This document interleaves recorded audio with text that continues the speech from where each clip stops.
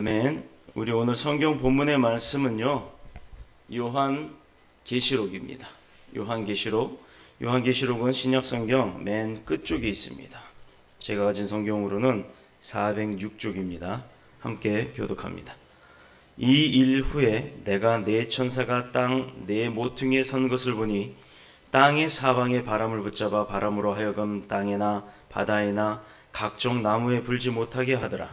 또 봄에 다른 천사가 살아계신 하나님의 인을 가지고 해 돋는 데로부터 올라와서 땅과 바다를 해롭게 할 관세를 받은 네 천사를 향하여 큰 소리로 외쳐 이르되 우리가 우리 하나님의 종들의 이마에 인치기까지 땅이나 바다나 나무들을 해하지 말라 하더라. 내가 인침을 받은 자의 수를 들으니 이스라엘 자손의 각 지파 중에서 인침을 받은 자들이 14만 4천이니 유다 지파 중에 인침을 받은 자가 1만 2천이요 루벤 지파 중에 1만 2천이요 갓 지파 중에 1만 2천이요 아셀 지파 중에 1만 2천이요 납달리 지파 중에 1만 2천이요 므낫세 지파 중에 1만 2천이요 시므온 지파 중에 1만 2천이요 레위 지파 중에 1만 2천이요 이사갈 지파 중에 1만 2천이요 스불론 지파 중에 1만 2천이요 요셉 지파 중에 1만 2천이요 베냐민 지파 중에 인침을 받은 자가 1만 2천이라. 이 일 후에 내가 보니 각 나라와 족속과 백성과 방언에서 아무도 능히 셀 수 없는 큰 무리가 나와 흰옷을 입고 손에 종려가지를 들고 보좌 앞과 어린 양 앞에 서서 큰 소리로 외쳐 이르되 구원하심이 보좌에 앉으신 우리 하나님과 어린 양에게 있도다 하니 모든 천사가 보좌와 장로들과 네 생물의 주위에 서 있다가 보좌 앞에 엎드려 얼굴을 대고 하나님께 경배하여 이르되 아멘 찬송과 영광과 지혜와 감사와 존귀와 권능과 힘이 우리 하나님께 세세토록 있을지어다 아멘 하더라. 장로 중 하나가 응답하여 나에게 이르되 이 흰옷 입은 자들이 누구며 또 어디서 왔느냐. 내가 말하기를 내 주여 당신이 아시나이다 하니 그가 나에게 이르되 이는 큰 환란에서 나오는 자들인데 어린 양의 피에 그 옷을 씻어 희게 하였느니라. 그러므로 그들이 하나님의 보좌 앞에 있고 또 그의 성전에서 밤낮 하나님을 섬기매 보좌에 앉으신 이가 그들 위에 장막을 치시리니 그들이 다시는 줄이지도 아니하며 목마르지도 아니하고 해나 아무 뜨거운 기운에 상하지도 아니하리니. 함께 읽겠습니다. 이는 보좌 가운데 계신 어린 양이 그들의 목자가 되사 생명수 샘으로 인도하시고 하나님께서 그들의 눈에서 모든 눈물을 씻어 주실 것임이라. 아멘. 살아계신 하나님의 말씀입니다.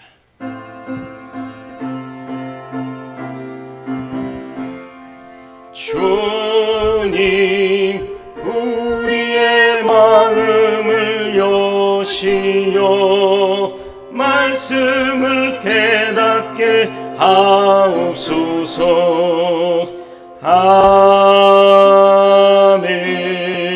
아멘. 할렐루야. 한 주간도 잘 지내셨습니까? 아침부터 딱 들어오는데 찬양 소리가 계단 밖에 입구서부터 막 들려요. 얼마나 행복한지 모르겠어요. 또 얼마나 감사한지 모르겠습니다. 우리 찬양팀들이 지난 주일 오후부터 연습을 해서 금요일 날도 뭐 또 레슨을 받고 따로 예배 후에 모여서 뭐 연습을 하고 그렇게 항상 주님 앞에 시간을 드리고 달란트를 드려서 이렇게 오늘 주일날 아침부터 영광을 돌리게 되었어요. 참으로 기쁜 일입니다. 저만 기쁘겠어요? 저뿐만 아니라 우리 모든 교인들이 함께 기쁘고 또 함께 참석하신 분들도 기쁘고 또 그 모습을 보고 흐뭇하게 웃고 계시는 주님도 기뻐하실 줄로 믿습니다. 저 오늘 성경 본문의 말씀은 요한계시록 7장 1절에서 17절까지의 말씀으로 14만 4천 4천인이라고 하는 말씀의 제목으로 함께 은혜를 나누도록 하겠습니다. 우리가 벌써 몇 년이 됐지요? 몇 년 전에 뭐 교인이라고 해봐야 정말 몇 명 없었을 때 전교인 여름 수련회를 간 적이 있어요. 함께 다녀온 적이 있습니다. 뭐 그게 무슨 수련회를 갔냐면 조금 강원도 쪽 평창 쪽으로 이동을 해서 텐트를 가지고 가서 2박 3일이었나요? 2박 3일 동안 예배도 드리고 하나님이 창조하신 그 자연의 발에 물도 담가보고 뭐 탁 이렇게 하면서 자연을 좀 누려봤어요. 캠핑을 하고 왔는데 그때가 바로 그 여름철 장마철 그 막 마지막 막바지예요. 왜냐하면 학원에 우리 사업장이 휴가하고 또 학생들 방학하고 이렇게 일정을 맞추다 보니까 부득이하게 장마 그 기간 내에 가게 됐었습니다. 그 여름철 장마 끝자락인지라 이게 날씨가 가늠을 할 수가 없는 거예요. 오락가락 비가 막 오기도 했다가 온다고 했다가 안 오기도 하고 일기예보를 맞출 수가 없기 때문에 뭐 상황은 그리 좋지 못한 상황이었어요. 그냥 차에 캠핑 장비들을 다 싣고 그리고 막 출발하려고 할 때 빗방울이 한두 방울씩 떨어지기 시작합니다. 이게 이제 불안한 마음이 들기 시작하죠. 캠핑이라는 것은 뭐 물론 뭐 비를 맞아가면서 하는 것도 우중 캠핑도 분위기는 있다고 합니다만 사실상 단체가 가서 이렇게 하는 활동에서는 비가 오게 되면 제약을 많이 받게 되니까 그렇게 재미가 없을 수가 있어요. 기쁨이 없을 수도 있습니다. 그래서 하루 종일 큰 구름이 하늘을 가리고 빗방울이 후두둑 후두둑 떨어지기 시작하니까 그 마음이 좀 그랬어요. 그런데 우리가 가는 게 놀러 가는 것이 아니라 하나님의 사역으로 갑니다. 또 우리가 교회가 수련회로 갑니다라고 기도하는 마음으로 선포하고 출발을 했습니다. 금방이라도 비가 쏟아질 것 같았지만 현지에 도착을 해서 텐트를 치고 식사 준비를 하고 할 때는 정말 바빴죠. 빗방울이 전혀 안 떨어졌다는 거예요.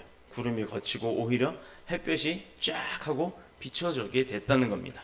2박 3일간의 일정을 다 보내도록 그 장마철 기간에 빗방울이 하나도 안 떨어졌어요. 얼마나 감사한지 몰라요. 땡볕에 얼굴이 새빨갛게 타야 될 그 시점에는 또 구름이 살짝 해를 가려줘서 덥지도 시원하지도 않게 아주 알맞은 날씨로 바꿔주셨더라는 겁니다. 돌아오는 날 텐트를 막 거두려고 할 때 비가 한번 확 쏟아졌어요. 그리고 나서 또 햇볕이 쫙 뜨더니 그 젖었던 텐트와 장비들을 말릴 시간을 주시더라고요. 왜? 2박 3일 동안 먼지가 많이 묻었으니까 비로 깨끗하게 씻어주시고 그리고 다시 말려주시더라고요. 그리고 이제 짐을 다 정리하고 차에 싣고 거기 이제 주인분한테 인사를 하고 출발을 하는데 빗방울이 또 떨어집니다. 뭐 차에서 주무시느라고 다들 기억을 못 하실지 모르겠지만 용인까지 올 동안 참 많은 비가 왔어요. 저는 지금도 그때의 비가 그렇게 생각을 합니다만 하나님께서 천사들을 동원해서 우리의 사역 기간 동안에 정말 비 내리는 것을 잠시 멈추고 또 우리의 필요에 따라서 청소할 부분은 청소할 수 있게끔 비를 내려주시고 해를 비춰서 말려주시고 또 차량으로 이동하는 동안 덥지 말라고 또 비를 내려주시고 이렇게 천사를 통해서 하나님께서 우리 일정에 맞춰서 비를 조절해 주셨다라고 저는 확신을 합니다. 왜냐하면 장마철에 그렇게 비가 올 수가 없거든요. 그때의 경험 이후로 이 영적인 문제들에 대한 어떤 부분에 있어서는 저는 참 많은 도움을 받고 있습니다. 뭐냐면 우리가 전도하고 영혼 구원하는 일이며 또 섬기는 일에 기쁜 마음을 가지고 그 일들을 시행을 한다면 순종한다면 하나님은 이 일들을 이룰 수 있도록 모든 환난, 어려움, 고통 이런 방해, 방어듬을 막아주신다라는 거예요. 택함 받은 사람들이 그 하나님의 백성, 택함 받은 자로서 선민이라고 하죠. 선택되어진 백성. 그 선민으로서 하나님의 백성들을 구원하기 위해서는 그 믿는 자들이 앞으로 나아가 앞으로 해야 할 일들을 정하고서 그것을 시행하고자 할 때 반드시 우리가 기도를 하고 시작을 하는 이유가 바로 그겁니다. 하나님의 전능하심 통해 우리가 나아가는 그 발걸음들을 지켜주시기를 간구하는 거예요. 우리 힘으로 할 수 있는 게 없다라는 겁니다.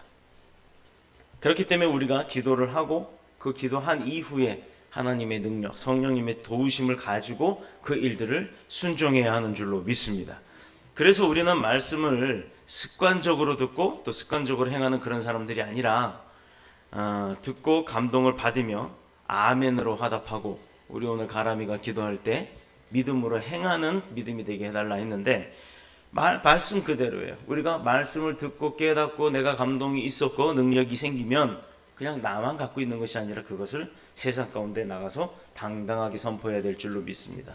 그리고 잔 좀 바꿔주세요. 그래서 듣고 감동을 받으며 아멘으로 화답한 이후에 그 말씀이 우리들 삶 속에서 그냥 머릿속에 있는, 마음속에 있는 그런 성경 말씀 귀절이 아니라 그 삶 속에서 내가 행할 때 그 능력이 나타나는, 그래서 내가 순종으로 인해 그 능력을 행할 때 기적들이 일어나는 그런 바로 주님의 백성의 권능이 있는 그런 백성이 되어야 될 줄로 믿습니다. 이 권능이 있는 백성이 된다는 것은 말씀 잘 듣고 내 것으로 만들어서 내가 그것을 행했을 때 이루어진다는 거예요. 오늘 본문의 서두에도 보면 하나님이 네 천사를 이용해서 동원을 해서 그들이 각각 지구의 네 모퉁이에 서서 세상으로 부는 바람을 붙든다라고 표현을 합니다. 여러분 잘 아시다시피 성경의 마지막 이 요한계시록은 요한을 통해서 계시를 해주신 거예요. 환상을 통해서 요한에게 하나님이 앞으로 하실 일을 이야기해 주신 겁니다. 자, 믿지 않는 사람들은 그러죠. 뭐 꿈꾼 거 기록해놨네. 그런데 가만히 보면 성경 전체는요, 하나님의 계시로 이루어졌고 신약 성경에는 대부분 그 계시하셨던 하나님이 이제 약속의 이름을 통해 예수 그리스도로 이 땅으로 오셔서 구세주가 이 땅에 오셔서 하신 일들을 증거하는 기록입니다. 사실을 기록해 놓은 겁니다. 구약은 하나님께서 백성들인 우리들에게 이렇게 할 것이다, 뭐 할 것이다 하는 예언의 약속이었고, 그 예언의 계시가 신약 시대 예수 그리스도가 이 땅에 오심으로 인해 완성이 되어지고 이루어졌다라는 거예요. 성경에 보면 하나님께서 우리에게 하겠다라고 하셨던 약속이 몇 가지라고요? 455가지가 있습니다. 그 중에 454가지가 454가지가 완성이 됐어요. 다 이루어졌어요. 이제 마지막 남은 한 가지가 뭔지 아세요? 바로 요한계시록에 나타난 내용입니다. 예수 그리스도의 재림이에요. 재림이 남아있어요. 455가지 약속 중에 454가지의 약속을 지키신 분이 그 나머지 약속 하나를 안 지키실까요? 그래서 성경 66권의 성경이 있지만 여러분 제가 권면합니다. 잠언서, 구약에서는 잠언서를 꼭 읽어보세요. 그것은 내가 삶을 살아가면서 세상 가운데 살면서 세상에 속해 살면서 세상과 더불어 살면서 성공할 수 있는 비결이 나옵니다. 잠언서는 뭐 하지 마라, 뭐 하지 마라, 하지 마라, 하지 마라, 하지 마라라고 하는 규례를 우리에게 가르쳐주고 계세요. 근데 하지 말라라고 하는 간섭이 아니라 그 규례 안에 나의 삶의 지혜를 얻을 수가 있습니다. 어떻게 하지 않고 살면, 즉 반대로 말하면 어떻게 하고 살면 내가 축복받을 수 있는지가 나오는 거예요. 그리고 신약에서는 뭐 사도신경, 사복음서는 다 읽어보셨겠지만 무엇보다도 요한계시록을 꼭 읽어보세요. 요한계시록을 교회들이 잘 강론 안 해요. 왜냐하면 요한계시록 무섭거든요. 요한계시록은 하나님께서 어떻게 하실 것이다 라고 얘기를 합니다. 그런데 요한계시록이 그 하나님이 벌 주시는 것만 보는 게 아니라 그것을 잘 보면 내가 어떻게 하면 벌 받지 않는다라는 게 알게 돼요. 그러면 뭐예요? 하나님이 어떻게 선택한 사람, 하나님은 분명히 선택한 사람에 대해서 오늘 이야기를 합니다만 선택한 사람들 두 종류로 나눈다고 하세요. 어떻게 나눠지는지, 그럼 나는 어느 쪽에 속해야 되는지 그게 바로 요한계시록에 나옵니다. 오늘 돌아가시면 틈틈이 요한계시록 한 번씩 읽어보시길 축복합니다. 그래서 세상으로 부는 바람을 네 천사들을 통해서 붙들어 놓으셨다고 했어요. 땅이나 바다에나 각종 나무에 불지 못하도록 하겠다고 했어요. 이스라엘에는 가끔 한여름에 아라비아 반도로부터 불어오는 바람이 있는데 이것이 열풍으로 한번 불기 시작하면요 얼마나 바람이 뜨겁겠어요. 자 보세요, 생각해 보세요. 세계사 지도에 보면 아라비아 반도는 이렇게 뭐 약간 이렇게 네모나게 생겼죠. 그래서 굉장히 넓어요. 땅이 크고. 그런데 그 땅이 대부분 80%가 사막이죠. 사람이 살 수 있는 곳은 그렇게 많지가 않습니다. 사막이라는 곳에 가보면 뭐 나무가 있기를 하겠어요? 덤불이 있기를 하겠어요? 그늘이 있기를 하겠어요? 오로지 우리가 여름에 백사장 바닷가에 가보면 한여름 12시나 1시, 2시, 3시 사이에 백사장 모래 한번 디뎌보세요. 뜨거워가지고 막 이렇게 뜁니다. 뜨거워서. 자, 그게 그 나라 땅 전체가 그렇다고 생각을 해보세요. 그런데 이스라엘이라고 하는 나라는 이란, 이라크, 시리아, 아라비아 반도 그 가운데 요만한 아주 작은 나라. 온 사방 주변이 자기네 나라의 몇백 배, 몇십 배가 되는 곳이 동서남북으로 벌판이고 사막이란 얘기예요. 그 한가운데 이스라엘 땅이 있습니다. 그러니 그 주변 아라비아 반도 에게해 쪽에서 바람이 불어올 때 바닷바람이 얼마나 시원해요. 우리 월미도 그 월미공원 앞에 가면 또 얼마나 시원한 바람이 불어옵니까? 그런데 그 바람이 아니란 얘기예요. 그 바닷바람이 아라비아 반도를 지나오면서 사막의 그 뜨거운 열기에 의해서 데펴져요. 데펴져도 보통 데펴지겠어요? 아주 숨이 턱턱 막힐 정도로 뜨거운 바람으로 덮여집니다.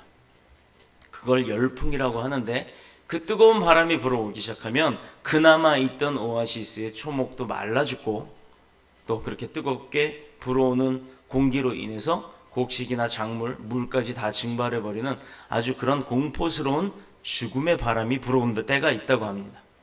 사람들은 이 본문에서 천사들이 붙잡고 있는 이 바람을 단순한 열풍으로 보는 것이 아니라 번역을 하기나 그들이 생각하기나 하나님의 계시이기 때문에 이것은 곧 이 지상에 일어날 크고 두려운 전쟁이나 또 대재앙으로 그들은 해석을 합니다.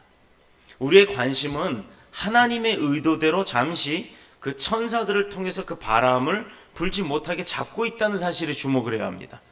그걸 어떻게 번역하는지는 중요하지가 않아요. 자, 문제는 하나님이 이 바람을 불지 못하게 잠시 잡고 있는 것, 왜 그렇게 하고 있느냐 이 말이에요. 왜 그렇게 했을까? 그게 열풍이 됐든 전쟁이 됐든 상관하지 말고 그 불어오는 것, 우리에게 바람이 불어오는 것을 막아주신 이유가 뭘까? 그것만 생각해 보자고요. 답은 3절에 있습니다. 3절에 기록하기를 하나님의 종들의 이마에 인치기까지 땅이나 바다나 나무나 해하지 말도록 하라. 자, 인치심이 뭐예요? 도장을 찍는다는 거예요. 도장. 우리 보면 이제 무슨 서류 같은 거, 계약서 같은 거 쓸 때 보면 사람 이름 옆에 보면 인 하고 돼 있잖아요.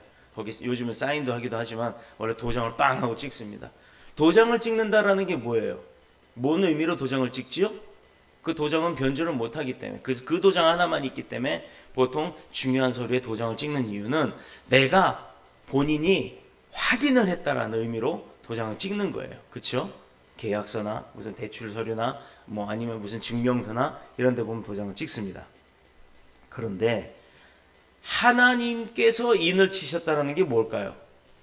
자, 우리는 이제 우리 교회에서도 세례를 할 때 제가 분명히 그 이제 세례 의식을 할 때 보면 세례 받는 분들 알 거예요. 그것도 기존에 세례 받으신 분들도 알 겁니다. 특히 카톨릭에서 세례를 받으신 분들은 우리 교회도 우리 교단도 카톨릭에서 세례 받으신 분의 그 세례를 인정을 합니다. 크리스마스 성유라는 것을 가지고 그 기름이에요. 이렇게 뭐 동그란 통에 있는 기름을 신부님이 손에다 이렇게 발라요. 이렇게 찍어서 발라요. 우리 이제 예전에 전통 결혼할 때 보면 연주곤지 찍는 것처럼 그렇게 손에다 바르는데 아무 색깔도 없고 기름입니다. 그래서 크리스마스 성유라고 해서 유나 알아? 안 해? 이마에다 벌써 딱 손 티를 있네요. 이거예요. 이렇게 하는 거. 자, 이마와 입과 가슴에다가 그 기름을 발라줘요. 이 목이죠. 이제 가슴에는 못하니까 이마와 입과 목에다가 십자 형태로 거면서 그 크리스마스 성유를 발라줍니다. 그 의식의 의미는 하나님의 인을 치심을 의미하는 거예요. 자, 우리가 예전에 조선시대나 그 이전 시대에 보면 노비들이 살잖아요. 집에서 살다가 노비들이 도망을 가게 되면 이제 추노라고 하는 사람들을 통해서 쫓아가서 그 노비를 잡아오는 일을 하는 사람들이 있었어요. 그럼 노비가 도망을 가다가 잡혀오면 그 다음에 어떻게 합니까? 다시는 도망가지 못하도록 하게 노비할 때 그 비자, 그 비자를 쇠를 만들어서 달궈요. 숯불에 달군 다음에 이마에다가 탁 찍습니다. 그러면 이 사람은요, 지금은 머리로 가릴 수가 있겠지만 예전에는 이렇게 해서 상투를 묶었잖아요. 그러니 머리가 여기 이마에 노비하고 하는 그 비자가 딱 찍혀 있는 거예요. 이게 바로 인이라고 하는 겁니다. 또 동물들에 보면요, 내 것이라는 소유를 하기 위해서 낙인을 찍는다라고 하잖아요. 그때도 보면 인이라고 해요. 자, 곧 하나님의 절대 주권에 의한 택자, 택함을 받은 자와 그렇지 않은 사람을 구별하는 겁니다. 그래서 우리 눈에는 보이지 않지만 하나님께서 하나님 앞에 세례를 받고 그 말씀의 제자가 됐다, 내가 주님의 제자가 됐다라는 것은 그 하나님의 인치심을 통해서 볼 수가 있는데 이건 우리 눈에 안 보여요. 그래서 내가 세례 받고 교회 안 나가면서 내가 교인 아닌 척하고 살아도 그 사람이 하나님이 인을 친 사람인지 아닌지는 나중에 재림 때 알 수가 있습니다. 우리 눈으로는 알 수가 없죠. 또 세례를 받아본 적도 없고 난 교회 다녀본 적도 없는데 안 다니면 죽인다 이러니까 죽기 싫으니까 다닌 사람들 서 있는 줄에 살짝 서 있다 할지라도 재림 때는 그 사람은 인처짐이 없음을 알 수가 있는 겁니다. 4절 이하에 보면 이스라엘에 12지파가 있었는데 그 지파 중에서 각각 12,000명씩 성별하여서 그들을 불러내고 그들의 이마에 인을 치고 있는 장면을 볼 수가 있습니다. 여기서 이마에 인을 쳤다는 것은 하나님의 소유를 의미하는 거예요. 나는 이제 하나님의 것이다 라는 의미를 갖는 겁니다. 이 요한계시록이 기록될 당시에는 동물이나 노예가 도망을 가거나 다른 사람들의 소유물과 혼동되지 않도록 자기만의 그 표식으로 내 소유라는 것을 낙인을 통해서 찍어가지고 표시를 했어요. 이것은 다름이 아닌 하나님의 절대 주권이 나에게 임하고 있다는 것을 표시하는 하나님의 인치심이라는 표현입니다. 그 누구도 빼앗을 수가 없어요. 그 어떤 것도 무효화할 수가 없습니다. 우리 계약서 찢어버리면 그만이잖아요. 계약 안 합니다 이러고 찢어버리면 그만이잖아요. 근데 하나님의 인치심은 하나님만이 지울 수가 있는데 하나님은 절대 인치신 자를 지우지 않는다는 거예요. 내가 하나님 쪽으로 안 가고 다른 쪽으로 간다 할지라도 하나님은 그 사람을 기억하고 계신다는 겁니다. 우리가 세례를 받고 주님 앞에 거듭남으로 인해 그냥 그게 어떤 한 의식으로 끝나는 것이 아니라 하늘나라 생명록, 생명책에 내 이름이 올라간다는 거예요. 저는요, 개종하기 전에 카톨릭 신자였어요. 그래서 지금도 로마 바티칸에 가보면 냉담자로 부류는 돼 있겠지만 분명하게 제 이름이 기록이 돼 있습니다. 예전에 세례 받고 나서 대학 때 이태리에 사시는 이모님을 찾으러 갔다가 뵈러 갔다가 바티칸 국을 들어간 적이 있어요. 자, 대한민국 여권을 가지고 갑니다. 이태리 입국할 때 심사 받죠. 그리고 나서 로마시 안에 바티칸 그 국이 있어요. 로마라는 나라, 이태리라는 나라 도시 로마 안에 바티칸이라는 나라가 따로 있는 겁니다. 들어가는데 그 안에서 또 여권 심사를 해요. 그런데 여권 심사할 때 되게 까다롭습니다. 이태리 들어가는 것보다 더 힘들어요. 근데 거기서 세례명을 대고 내가 어느 교구에 속해 있는 세례자라고 표현을 했더니 여권을 접더라고요. 전산조회합니다. 내 이름이 나와요. 들어갔어요. 바로 통과합니다. 자, 이런 차이들이 있더라 이 말이에요. 근데 이것은 사람들이 행정적으로 갖고 있는 것이에요. 로마 카톨릭에서는 그렇게 하는데 우리는 그렇게 안 하느냐? 할 필요가 없죠. 하나님이 인치고 하나님이 관리하시니까. 우리가 관리할 문제가 아니에요. 왜? 그 인치심이란 의미는 하나님의 것이지 어느 교회 목사의 것이 아니란 얘기예요. 가끔요 목사님들이 제가 이런 표현을 해서 죄송합니다만 목사님들이 내교인이라는 표현을 할 때가 있어요. 그건 좀 잘못된 거예요. 그 목사님의 교인이 아니라 하나님의 교인이고 하나님의 백성입니다. 교인은 하나님이 붙여주는 거지 또 하나님이 옮기라면 옮기는 거예요. 그런데 그 사람이 내 사람이라고 너 왜 내 교인 맞나? 너 당신 왜 우리 교인 맞나? 이런 표현들을 하는 목사님들이 있는데 정신 똑바로 차리세요. 교인은 양은 하나님의 것이지 목사의 것이 아닙니다. 내가 구원받는 하나님의 백성이라면서 왜 이렇게 환난이 많아질 수 있을까요? 믿는 자들 가운데 때때로는 믿음의 확신이 막 흔들릴 때가 있어요. 내가 믿으면 축복만 온다, 또 평안만 온다라고 생각했는데 그게 아니라는 거예요. 과연 하나님이 여전히 나를 사랑하시나? 안 사랑하니까 나에게 환난이 오지? 핍박이 오지? 어려움이 오지? 아니면 나를 버리셨나? 이렇게 확신이 없어서 갈대처럼 흔들릴 때가 있습니다. 하나님은 분명히 인을 다 칠 때까지, 도장을 다 찍을 때까지 지상의 어떤 것도 해치지 말라라고 표현을 합니다. 그래서 천사들에게 사방 곳곳에서 불어오는 바람을 붙들어라라고 표현을 해요. 자, 며칠 전에 카리브 해안을 통해서 미국에 어마라고 하는 태풍이, 허리케인이 몰아쳤어요. 1, 2, 3, 4, 5등급 중에 5등급이에요. 어마어마하게 커서 어마인지 모르겠지만 하여튼 태풍 이름이 엄하더라고요. 근데 바로 그 직전에 미국 땅에 올라가기 전에 카리브해 쪽 어느 섬에, 이게 프랑스령인데 프랑스에서 통치하는 섬인데 그 섬을 휩쓸고 갔답니다. 생각해 보세요. 제주도만한 섬 하나에 도시가 건물이 얼마나 많겠어요. 98%가 무너졌답니다. 그래서 뭐 1조 원이 넘는 피해를 입었다고 하는데, 태풍 하나가 어떻게 보면 선 하나를 쑥대밭을 만들어 놓고 갔어요. 지금도 제주도는 뭐 태풍의 뭐 우리나라 쪽으로 온 태풍의 영향으로 뭐 비행기가 못 뜨니 막 이런 소리가 나옵니다. 자, 하나님이 분명히 그렇게 인치심을 다할 때까지 사방에서 그런 피해를 받지 못하도록 바람을 막았다라고 표현을 해요. 그들이 많은 환난과 두려움 속에 있었지만 그럼에도 불구하고 그들은 무엇을 했느냐? 하나님의 특별한 보호하심 가운데 있었다라는 거예요. 내가 어렵고 힘들고 두렵지만 그럼에도 지금 나는 하나님의 보호하심 안에 있기 때문에 그 정도란 얘기예요.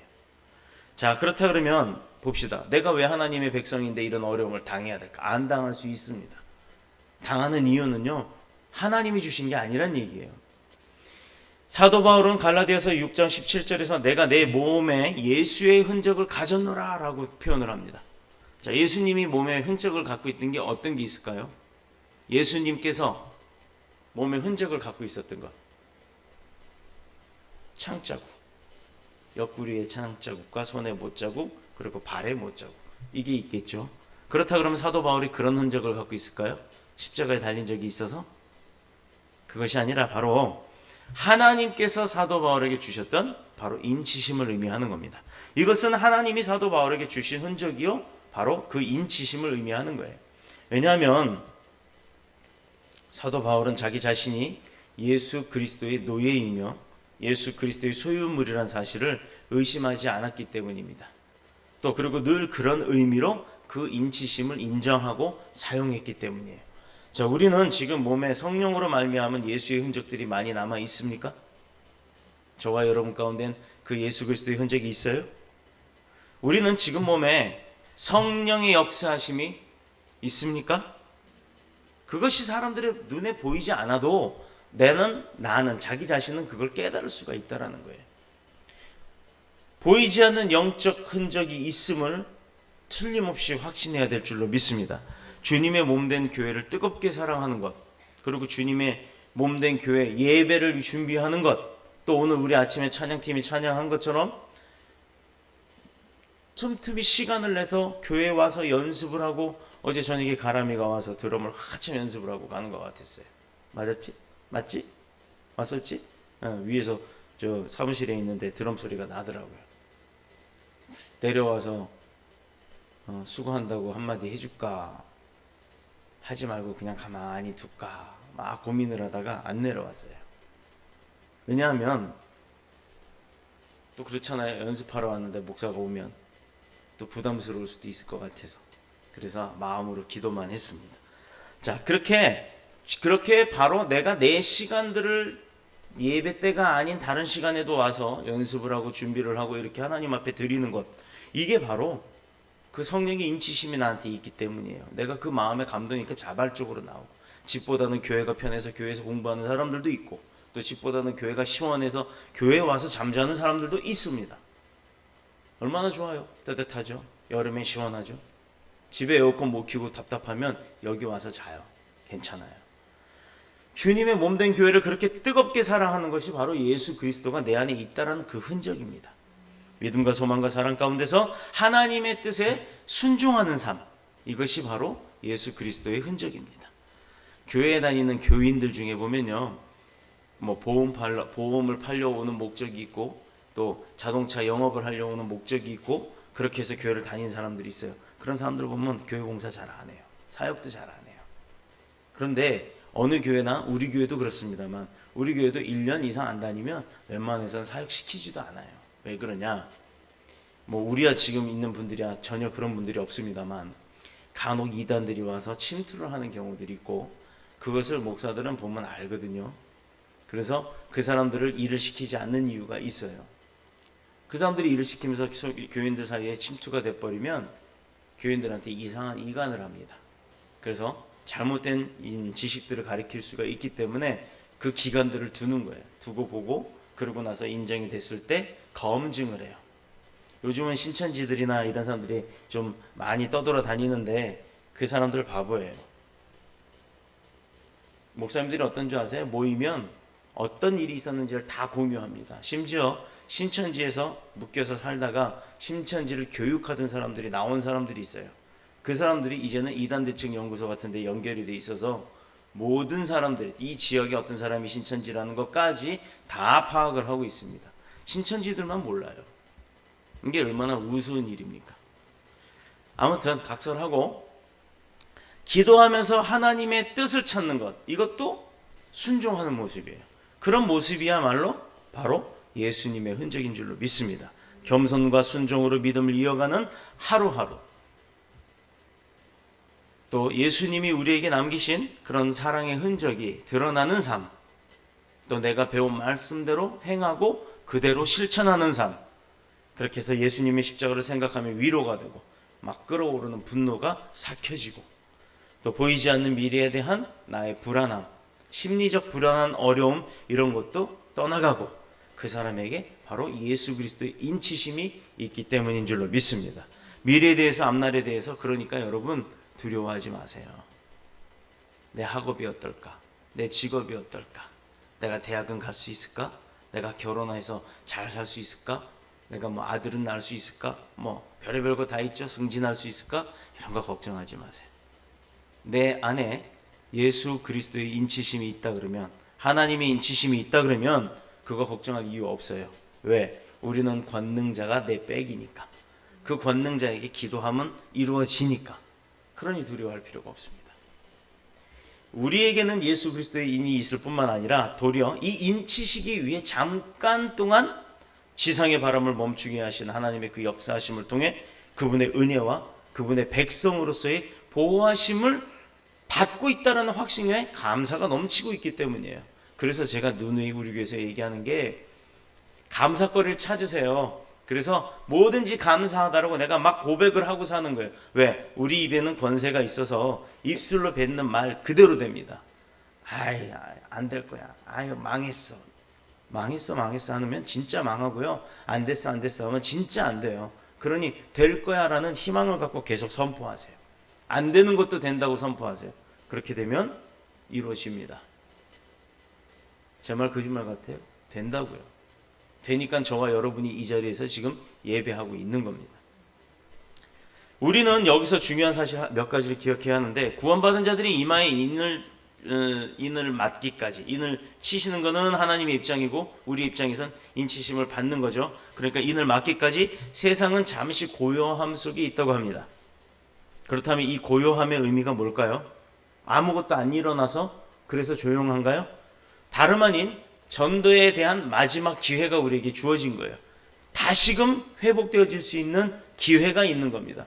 자, 태풍이 옵니다. 비바람이 몰아칩니다. 집이 덜썩덜썩해요. 창문이 와당탕 흔들려요. 그리고 나서 조금 지나면 언제 그랬냐는 듯이 조용합니다. 그리고 조금 더 지나면 다시 와당탕 거립니다. 이것은 뭐냐면, 태풍이 지나갈 때, 태풍이 통과하면요, 태풍의 테두리가 통과가 되다가 어느 순간 내가 그 태풍의 눈이라고 하는 가운데 속에 속하게 될 때 있어요.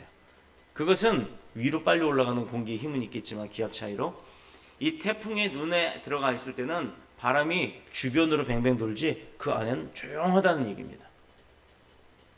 마치 십자가의 한쪽 강도, 십자가에 달리신 예수님 우편과 좌편의 강도 둘이 있었어요.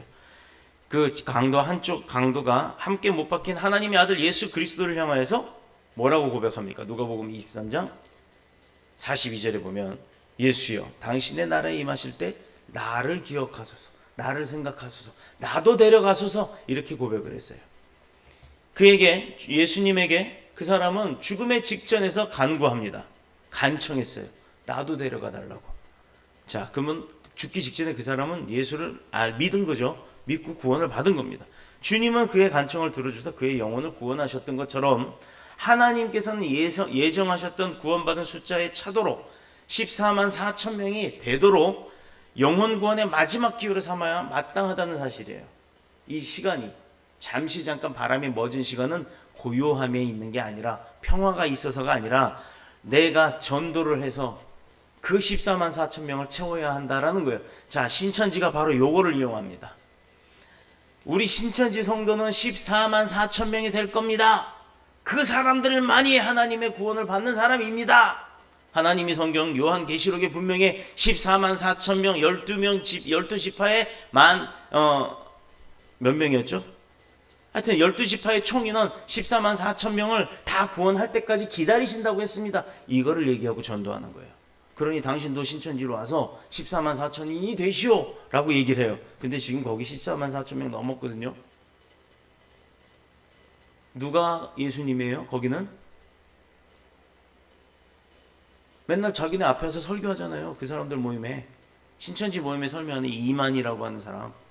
그 사람이 재림 예수래잖아요. 근데 그 사람 죽어요. 곧 골골골 해요. 예수님이 재림했다가 또 죽어요? 에이, 말도 안 되지. 그러니까 그게 좀 불안하니까 그분은 요새 와서 그럽니다. 하나님 어머니라고 또 표현을 해요. 그래서 내 아내가, 그 이만희의 아내가 나 죽고 나면 예수요 믿으시오 이렇게 하고 있어요. 근데 그걸 믿고 있어요. 여러분들 믿겨져요 그게? 제가 예수입니다. 윤석동 목사가 예수고 나 죽고 나면 우리 교회의 모든 성도들은 안종수 목사가 이제 목사님이 되시겠지만 안종수 목사가 이제 예수 바톤 이어받으니까 믿으시오? 믿으시겠어요? 근데 그걸 믿고 있어요. 그 14만 4천 명이나 이 이야기 때문에. 그러니 여러분 이거 조금 잘 이해가 안 되더라도 잘 들으셔야 합니다.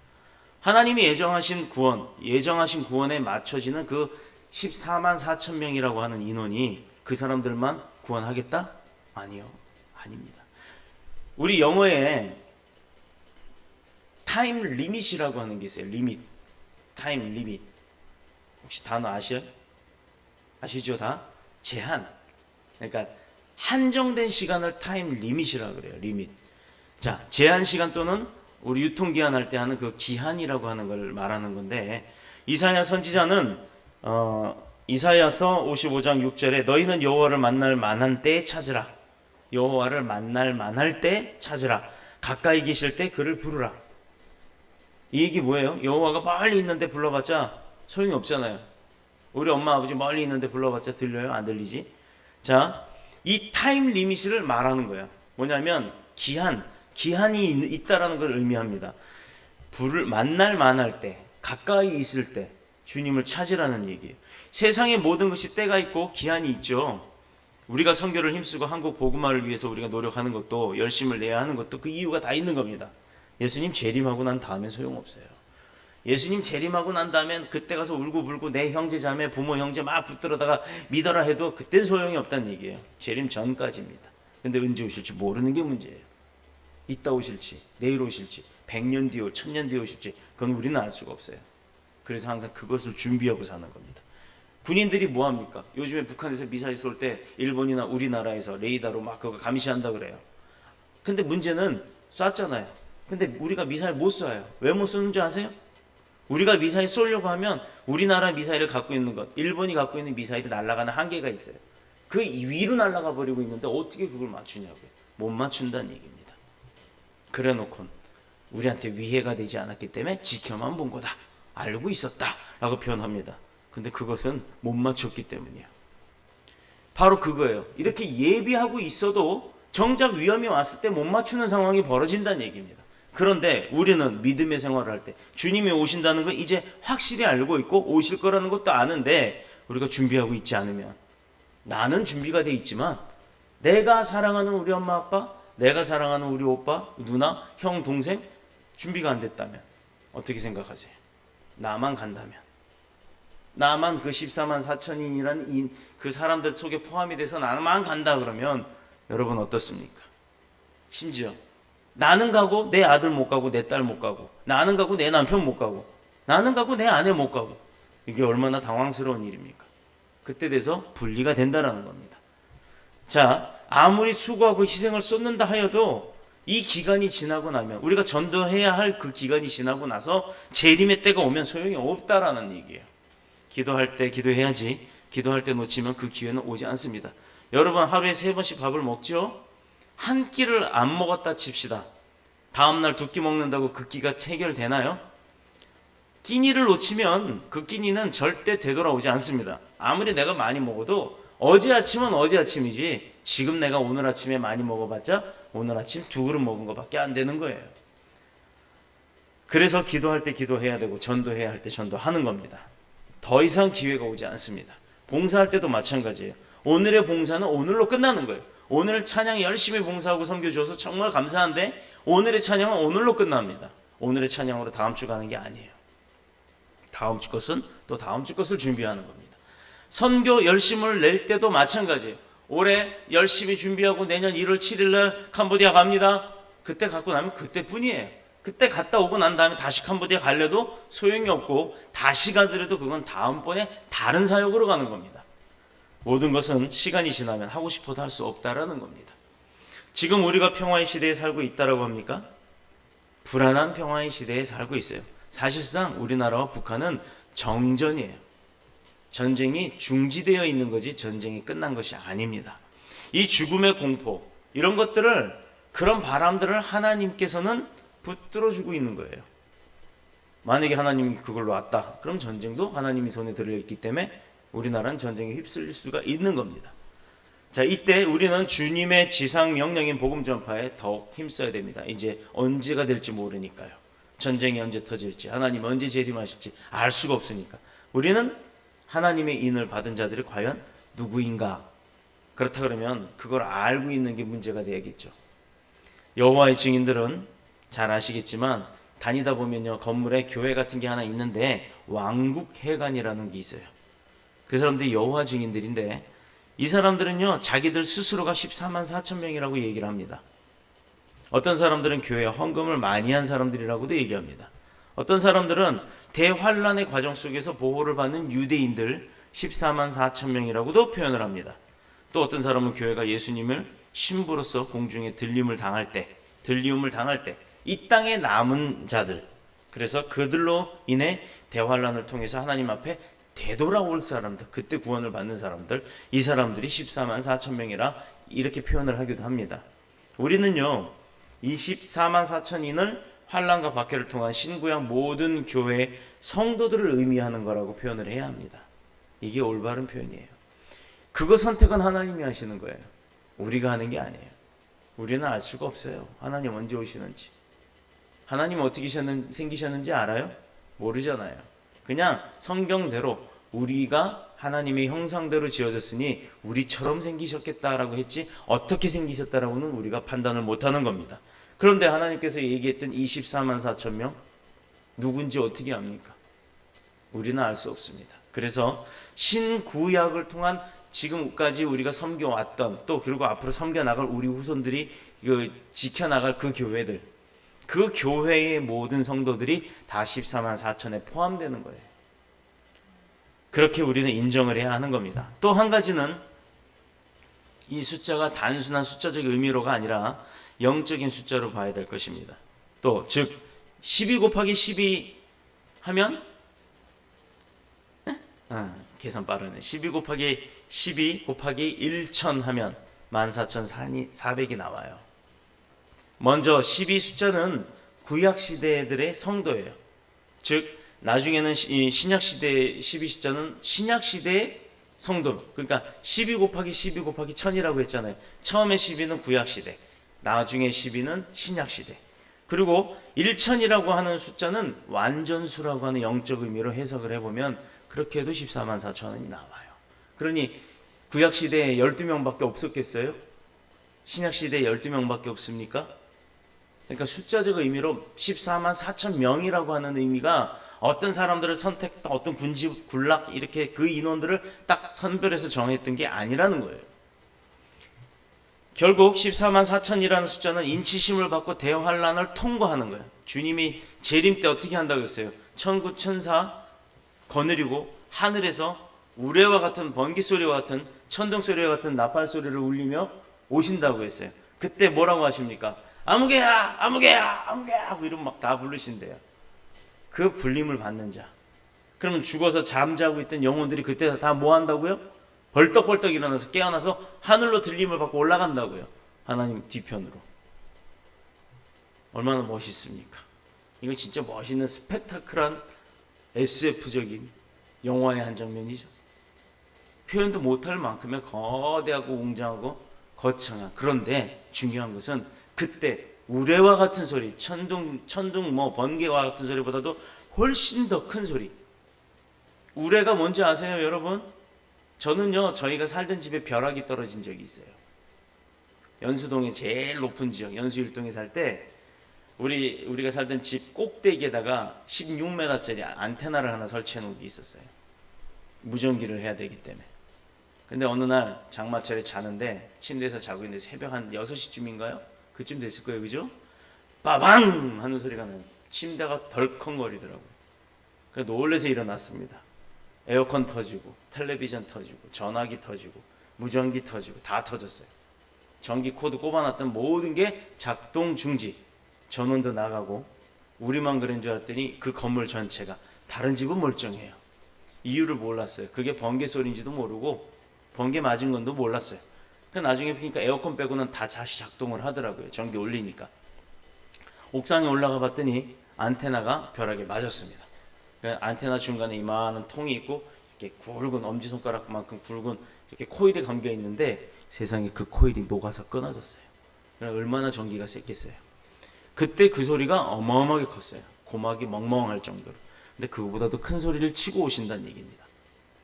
그러니 이 땅에 있는 사람들한테는 어떤 일이 벌어지겠어요?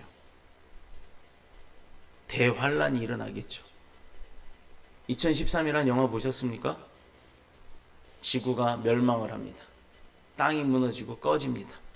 비행기 탄 사람들만 살아요. 바닷물이 지구를 다 덮어버려요.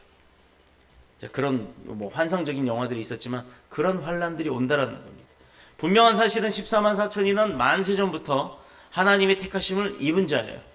이들은 어린 양의 피로 씻김을 받은 거룩한 하나님의 백성입니다. 이들의 흰 옷을 입고 능히 셀 수도 없는 큰 무리를 이루면서 하나님과 그 어린 양의 보호자를 향하여서 앉아 계신 그 자리를 향해서 모든 것을 동원하여 찬송과 경배를 올린다는 것. 바로 그런 사람들. 우리 오늘 아침에 하나님 앞에 찬양했잖아요. 한 사람도 빠지지 않고 다 했죠. 바로 그런 얘기입니다. 그들은 예수 그리스도의 몸된 교회에 속한 성도로 많은 환난과 핍박 속에도 살아남아 주님과 더불어 최후에 남아서 승자가 될 사람들이에요. 바로 저와 여러분들이. 아멘. 아멘. 아멘. 저와 여러분들이 바로 그런 사람이에요. 인을 치는 또 다른 의미는 이미 구원받은 하나님의 자녀들이 이 세상 사람들이 당하는 환난과 또 고통 속에서 그들을 온전하게 보호하심을 주시기 위한 표식이에요. 사람들이 생각하기를 택함을 받은 자와 택함 받지 못하는 불택자라고 표현을 할게요. 불택자가 함께 공존하면서 뒤엉켜 있는 이 세상 가운데 어떻게 하나님의 백성만 보호받을 수 있는가? 그게 가능하냐라고 하겠죠. 우리 눈에 안 보이는 도장이 있다는 얘기입니다. 그러나 이스라엘의 애굽의 노예 생활 중에도 애굽 땅에 임했던 모든 재앙 많았죠. 메뚜기 때부터 시작해서 많았어요. 그 재앙 가운데 있으면서도 선택되었던 그 이스라엘 백성, 그 이스라엘 백성들을 보호받았단 말이에요. 애굽 땅이 어디냐면 이집트예요. 이집트 피라미드, 파라오 막 이렇게 눈썹에 시커멓게 칠하고 사는 그 땅 사람들. 근데 여러분 이집트 가보셨나요? 지금도 이집트 사람들은 화장을 안 해도 눈이 까매요. 눈 주변이. 워낙에 그 사람들이 노예로 이스라엘 백성들을 삼고 부렸을 때 하나님께서 모세를 통해 구원해낼 때, 그게 출애굽기 이야기입니다. 그 구해낼 때 어떤 일을 했어요? 많은 재앙들을 갖다 퍼부었어요. 온 물이 피가 되기도 하고 여러 가지 재앙들이 있었습니다. 그런데도 불구하고 이스라엘 백성은 하나도 안 다쳤다는 거예요. 왜? 바로 임치심을 받은 백성들이기 때문에 하나도 안 건드셨다는 거예요. 그러니 이 세상에 섞여 산다 할지라도 염려 마십시오. 하나님이 구별 다 하십니다. 여러분들을. 그들은 애굽 땅에 임한 10가지의 재앙을 같은 땅에 있는 애굽 사람들이 전부 뒤집었을 때도 이스라엘 백성들은요, 온전하게 하나님의 백성으로서 선별을 받아서 하나도 다침이 없었다라는 거예요. 그건 즉 하나님께서 그 백성들은 다 지키신다는 얘기예요. 마지막으로 13절에 보면 장로 중에 하나가 응답하여 내게 이르되 이 흰 옷 입은 자들이 누구며 또 어디서 왔느냐. 자, 흰 옷 입은 나타난 사람들 누구냐고 물어봐요. 14절에 계속해서 보면 그 정체가 밝혀집니다. 이는 큰 환란에서 나오는 자. 어떨 때요? 환란에서 나오는 자. 예수님 재림할 때 오시는 자는 얘기예요. 어린 양의 피에 그 흰 옷을 그 옷을 씻은 자들이 흰 옷 입은 자예요. 얼마나 멋집니까? 예수 보혈의 능력을 믿으시길 축복합니다. 예수 보혈의 능력이 늘 나와 함께 있기를 축복합니다. 예수 보혈의 능력으로 살아가는 저와 여러분이 되시기를 축복합니다. 바로 이것 때문이에요. 그 보혈, 어린 양, 예수 그리스도의 피에 그 옷을 씻은 자, 즉 주님의 말씀으로 살아가는 자. 큰 환란이란 예수님의 그 재림이 임박한 때 최후의 대환란이에요. 오시기 직전에 뒤집어 놓는 거예요. 땅을, 지구를 뒤집어 놔요. 그래서 죽은 자, 살아있는 자 다 뒤집어서 다 깨워놓고 그때 오시면서 다 불러내는 거예요. 누구. 얼마나 기뻐요. 여러분 두려워하지 마세요. 왜 두려워합니까? 두려워할 이유가 없어요. 우리는 당연히 불림받으니까. 그래서 우리는 그때 오시는 것, 주님이 오시는 날을 기다리는 거예요. 마라나타, 주 예수여 어서 오시옵소서 라고 우리가 그렇게 기다리는 겁니다. 특히 어린 양의 피에 옷을 씻었다 하면요, 단순한 성결함, 내가 깨끗해짐을 이야기하는 것이 아니라 대환란을 통과하기까지 나의 변함없는 신앙의 유지함, 충성심. 제가 어저께 노트 8인가 그게 왔어요. 그래서 이제 바꿨는데, 그러면서 문자 메시지가 오늘 갤럭시 노트 8의 충성 고객님 감사합니다 이래요. 이게 뭔 말인가 했더니, 저는 워낙에 노트만 계속 써왔기 때문에 기재를 하는 게 많아서, 그래서 펜이 있어야 되기 때문에 그걸 썼는데, 이 사람들이 착각을 했어요. 내가 자기의 무슨 충성 고객인 줄 아나 봐요. 다른 데 갈 것도 안 가고 일부러 기다리고. 그게 아니라 난 약정이 끝나서 산 거예요. 그런데 그 말에 기분이 나쁘지는 않고, 어떻게 들으면 뭐야 내가 무슨 종이야 뭐 이런 느낌이 들기도 해요. 그런데 바로 이거를 얘기하시는 거예요. 우리에게 요구하시는 게, 하얀 예수 보혈의 피로 하얗게 옷을 입은 성결을 입는 자라는 것은 주님이 오시기 직전 대환란을 통과하는 것까지, 그때까지도 변함없이 우리가, 저와 여러분이 이 믿음을 그대로 유지하고 있는 그 충성심을 드러내는 사람, 그 사람을 얘기하는 겁니다. 평안하고 형통할 때 믿음 귀하죠. 내 믿음이 있어서 평안해지고 형통해지는 겁니다. 그런데 참된 믿음은요, 내 마음이 불안할 때, 불길할 때, 평안하지 않을 때, 시험으로 연단을 받고 있을 때도 내가 변하지 않는 충성심을 주님 앞에 갖고 있어야 된다라는 거예요. 그래서 말라기 선지자는 그가 은을 연단하여 깨끗게 하는 자같이 앉아서 레위 자손을 깨끗게 하되 금, 은같이 그들을 연단하리로다 라고 되어 있어요. 여러분, 땅에서 금광을 캐죠. 그럼 돌덩이 속에 금이 조금씩 박혀 있는 거란 말이에요. 그럼 깨다 보면 돌가루하고 금가루하고 섞여 있죠. 그럼 그걸 다 모아다 어떻게 합니까? 재련장을 갖고 가요. 그래서 큰 용광로에 넣고 불을 떼요. 6,000도, 7,000도까지 뗍니다. 그러면 그게 이제 녹아요.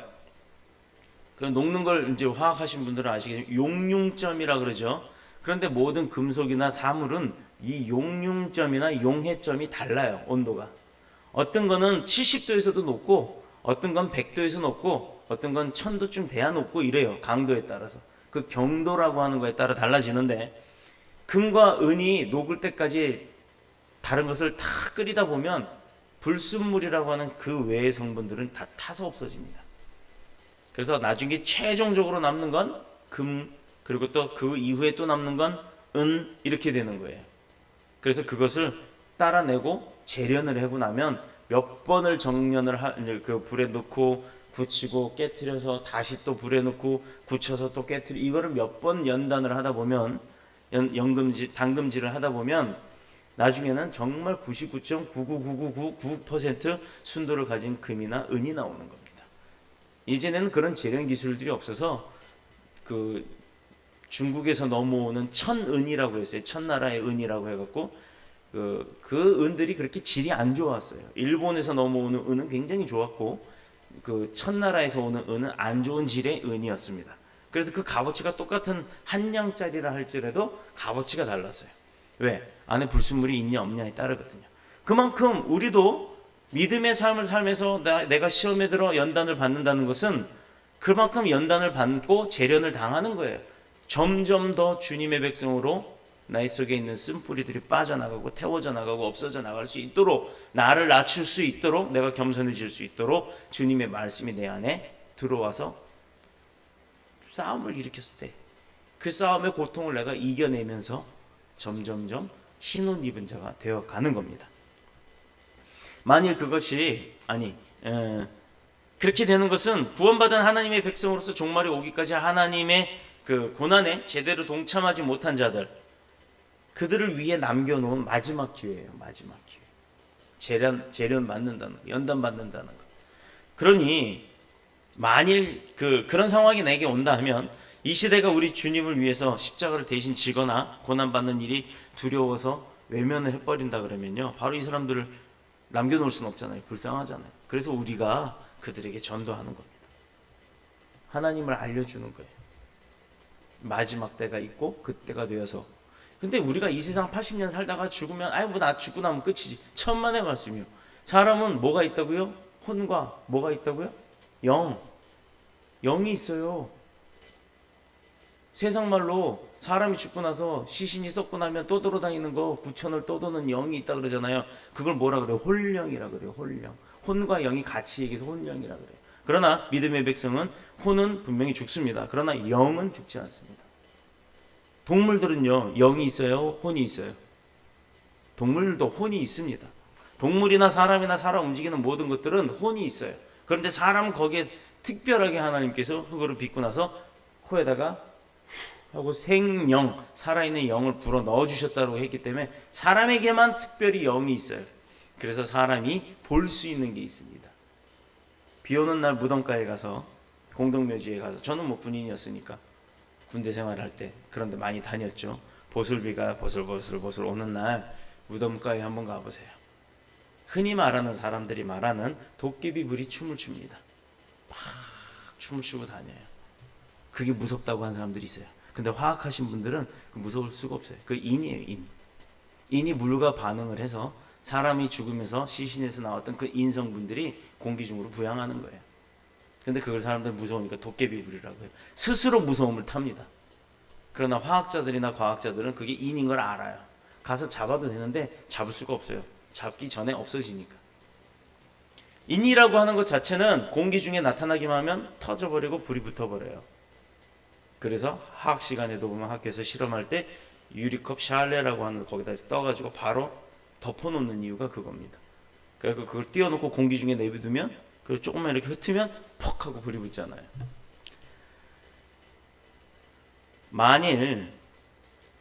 어떻게 보면 왜냐면 왜 우리가 그렇게 해야 되냐면, 왜 그것이 마지막 남은 사람들에게 주는 마지막 기회냐면, 믿음의 길이라는 것은 십자가의 길이요, 주님처럼 자신을 희생하지 않고는 따라갈 수가 없는 거예요. 그러다 보니까 내가 그들을 위해서 희생할 수 있는 방법이 뭐겠어요? 그들을 복음화할 수 있도록 섬겨주고 도와주는 겁니다. 그러나 주님은 그들을 보호하시고 고난 중에 영영 넘어지지 아니하도록 능력의 오른손으로 우리를 붙들어 주신다는 거예요. 이렇게 고난을 통과한 14만 4천인들이 마침내 맛보는 특권과 축복이 뭐냐? 저와 여러분처럼 하나님의 어린 양 보좌 앞에서 영원토록 하나님을 섬기는 특권이 있다 이거입니다. 우리에게 특별한 권리. 자, 그들을 천사보다 뛰어난 존재로 창조하신 하나님의 계획이 이곳에서 완벽하게 실현되고 마는 거예요.